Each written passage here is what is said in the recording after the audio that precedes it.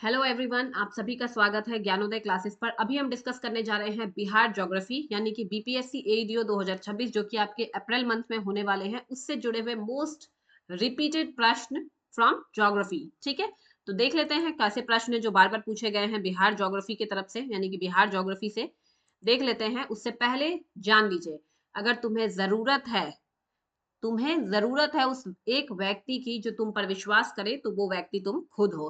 कोई तुम पर विश्वास नहीं करेगा, सब तुम पर कमियां निकालेंगे। तुम्हें अपने आप पर विश्वास रखने की जरूरत है कि तुमसे होगा और होगा। ठीक है, क्योंकि तुम्हारे खुद के विश्वास पर तुम्हारे पूरे परिवार का विश्वास टिका हुआ है। तो इसी उम्मीद के साथ सेशन को कीजिए कि आपको अपने आप से उम्मीद है और आपको अपने ऊपर विश्वास है। इसी कॉन्फिडेंस के साथ हम क्लास स्टार्ट करते हैं। पहला प्रश्न है, बिहार का शोक किस नदी को कहा जाता है? तो आप सभी जानते हैं, कोसी नदी को कहा जाता है सौरो ऑफ बिहार। क्यों? क्योंकि हर वर्ष ये मार्ग बदलते हुए क्या करती है, आती है, जिस वजह से बाढ़ का सामना करना पड़ता है बिहार को और काफी जान माल की हानि होती है। नेक्स्ट क्वेश्चन देखेंगे, बिहार के कितने जिले नेपाल की सीमा से लगते हैं? तो कितने जिले लगते हैं? 7 जिले लगते हैं। कौन कौन से हैं? तो पश्चिमी चंपारण, पूर्वी चंपारण, सीतामढ़ी, मधुबनी, सुपौल, अररिया, किशनगंज, ये 7 जिले लगते हैं। आप लोग मुझे एक बार बताइएगा कमेंट बॉक्स में लिख करके जो मैंने अभी नाम मेंशन किए हैं। अगला प्रश्न देखेंगे, बिहार में पाई जाने वाली पुरानी जलोढ़ मिट्टी को क्या कहा जाता है? तो क्या कहा जाता है? बांगर कहा जाता है। आप सभी जानते हैं कि मिट्टी कितने प्रकार के होते हैं, तो मोस्टली यहाँ पे दिए गए हैं खादर, बांगर, रेगूर, तराई, ऐसे बहुत सारे मिट्टी प्रकार होते हैं। मतलब बांगर उसको कहा जाता है जहां बाढ़ का पानी पहुंच नहीं पाता। ठीक है, बाढ़ का पानी, नदियों के आसपास ज्यादातर जलोढ़ मिट्टी पाई जाती है, तो उसमें भी दो भागों में बांट दिया है हमने, एक बांगर और एक खादर। तो जहां बाढ़ का पानी पहुंच नहीं पाता, जो कि थोड़ी दूरी पर होता है, उसे हम बांगर कहते हैं। ज्यादातर इसमें कंकड़ पाए जाते हैं, ये चीज भी आप लोगों को ध्यान में रखना है। हालांकि ये भी उपजाऊ होती है, लेकिन खादर जो है उससे थोड़ा सा कम होती है, खादर के मतलब उपलक्ष्य में थोड़ा कम है। अगला प्रश्न है, बिहार का कौन सा जिला जूट उत्पादन में अग्रणी है? तो पूर्णिया जिला जूट उत्पादन में अग्रणी है। इसके साथ साथ आपका किशनगंज और अररिया जो है ये भी लगा हुआ है। तो ये भी अपने आप में महत्वपूर्ण मायने रखते हैं, किसके लिए? तो जूट उत्पादन में। अगला प्रश्न है, त्रिवेणी नहर किस नदी से पानी प्राप्त करती है? तो इसका आंसर क्या होने वाला है? गंडक नदी से प्राप्त करती है। त्रिवेणी नहर कहाँ पे है? तो पश्चिमी चंपारण में है, ये चीज भी ध्यान में रखना है। अगला प्रश्न है, बिहार के किस जिले में पाइराइट खनिज पाया जाता है? तो रोहतास में पाया जाता है। और ये भी ध्यान रखना है कि पाइराइट जो है सबसे ज्यादा बिहार में ही पाया जाता है। ठीक है, नेक्स्ट क्वेश्चन है क्वेश्चन नंबर 7, गंगा नदी बिहार के किस जिले से प्रवेश करती है?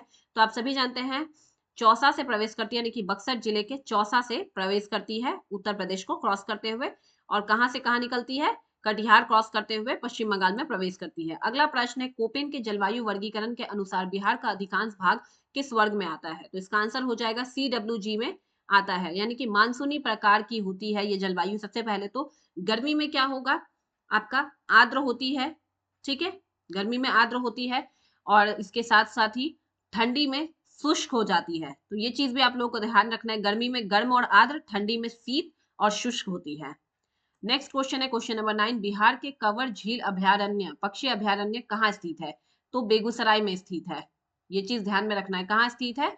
बेगूसराय में स्थित है। और ये एशिया की सबसे, कंवर झील जो है एशिया की सबसे बड़ी झील है मीठे पानी की। और ये किसमें सम्मिलित है? तो रामसर साइट में भी सम्मिलित है। ये चीज भी ध्यान में रखना है आप लोगों को। अगला प्रश्न हम देखेंगे, निम्नलिखित में से कौन सा बिहार का सबसे पूर्वी जिला है? तो किशनगंज बिहार का सबसे पूर्वी जिला है, ये पश्चिम बंगाल से भी सीमा साझा करता है। अगला प्रश्न में, बिहार में सर्वाधिक वर्षा वाला जिला कौन सा है? तो इसका आंसर क्या होने वाला है? किशनगंज बिहार में सर्वाधिक वर्षा वाला जिला है। नेक्स्ट क्वेश्चन देखेंगे, बिहार राज्य की औसत ऊंचाई समुद्र तल से कितनी है? तो 53 मीटर है, 153 मीटर और 173 फीट, ये भी ध्यान रखना है। अगला प्रश्न है, अनुपम झील बिहार के किस वन्य जीव अभयारण्य में स्थित है? तो कैमूर वन्य जीव अभयारण्य में स्थित है, ये चीज ध्यान रखिएगा। और सबसे बड़ा वन्य जीव अभयारण्य है। अनुपम झील से इसकी प्राकृतिक सुंदरता जो है ये और निखर कर आती है। अगला प्रश्न है हमारे स्क्रीन पर, बिहार में ताल मिट्टी का क्षेत्र कहाँ पाया जाता है? तो गंगा नदी के दक्षिणी तटबंध में, तटबंध के समानांतर, यानी कि option number C is the correct answer. Patna से लेकर मुंगेर तक गंगा नदी के दक्षिणी भाग में ये पाया जाता है। अगला प्रश्न है, जो कि वर्षा ऋतु के समय में क्या होता है? जलमग्न होता है, इसलिए रबी की फसल के लिए बहुत ही ज्यादा उपयोगी भी माना जाता है। और इसी के साथ हमारे सेशन का अंतिम प्रश्न है, विक्रमशिला गांगेय डॉल्फिन अभयारण्य किस जिले में स्थित है? तो आप सभी इसका आंसर जानते हैं कि भागलपुर में स्थित है। तो आप देख सकते हैं कि बिहार ज्योग्राफी से कैसे प्रश्न बार बार पूछे जा रहे हैं। तो इसी हिसाब से आपको भी अपनी तैयारी करनी है, रिवीजन करना है। तो फटाफट से जिन्होंने अभी तक क्लास को लाइक नहीं किया है, एक बार लाइक कर दीजिए, अपने दोस्तों के साथ शेयर कर लीजिए और चैनल को सब्सक्राइब भी कर लीजिए अगर अभी तक आपने सब्सक्राइब नहीं किया है।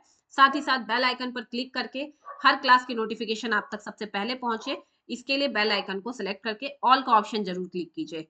ठीक है, थैंक यू।